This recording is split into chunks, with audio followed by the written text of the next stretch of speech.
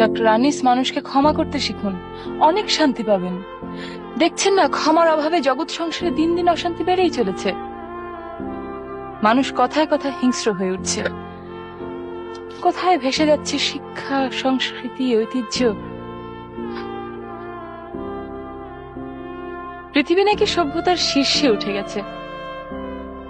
এই যদি হবে, তাহলে কোথায় গেল পৃথিবীর বাসিন্দাদের সুখ, কোথায় গেল শান্তি? পত্রিকার পাতা খুললেই বুকটা ধক করে ওঠে। জ্বলছে প্রাসাদ, পালাচ্ছে মানুষ প্রাণের ভয়ে, আকাশের এক প্রান্ত থেকে আরেক প্রান্তে ছুটে যাচ্ছে মারণাস্ত্র। বাবার হাতে খুন হচ্ছে সন্তান, সন্তানের ঘাড় ধাক্কা খেয়ে রাস্তায় ছিটকে পড়ছে বাবা মা। স্বামী স্ত্রীকে অবিশ্বাস করছে, ভেঙে যাচ্ছে ঘর সংসার।